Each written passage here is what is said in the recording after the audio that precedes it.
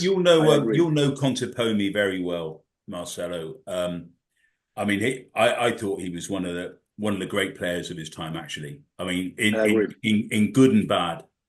I think his contribution, especially as a 12, actually at World Cup level was off the scale because the Argentines weren't always terrific. I mean, they seem to have one tournament on, one tournament off, but he was an Mm. absolutely consistent high performer in that side. What do you think? And he's clearly a very intelligent guy.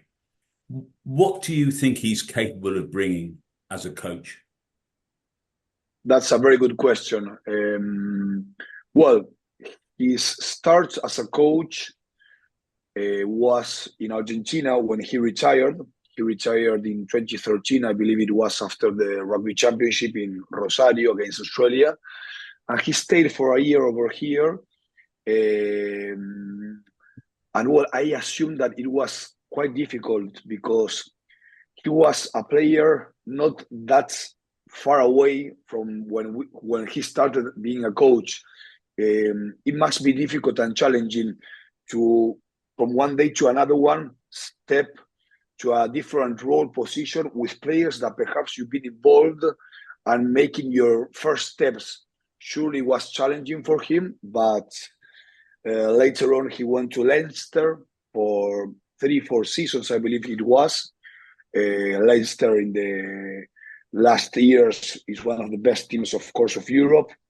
At the time, you had, I believe, Sexton still. Well, unbelievable team. And he went over there, I think, for the experience of being a coach. Of course, he wasn't the head coach, but still an assistant coach and being involved in a team with players with a lot of knowledge and experience.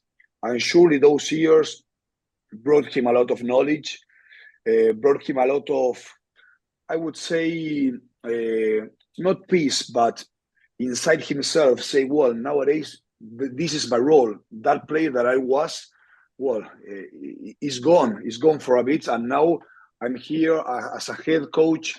The first step, staying in Argentina, was an experience. Now I have to take this experience to another level. And surely he learned loads in the sense of communicating. Of course, when you're an old player, an experienced player, you are starting to be a role model or an inside coach, being a player with the young kids and all that you can bring into the team. But well, to be the head coach and being a part is a different thing. And surely there in Leicester, he learned loads in the sense of the game, in the sense of the management of players, the dynamics of different personalities. There's loads to take in consideration to be a good head coach, to bring the best out of the team. And he came back. He was the assistant coach of Michael Cheika for 1 year and a half, 2 years up to the World Cup.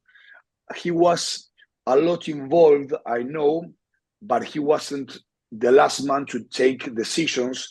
And now, well, I think that's experience of being in Leicester, being in Argentina, but as a second coach, not the head coach making the tough decisions, that brought him a lot of experience.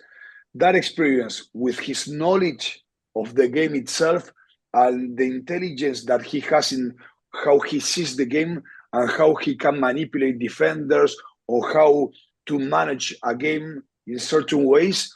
Well, that gave him a lot of knowledge in the table. And well, nowadays, in only 2, 3 months, you are seeing something new, really.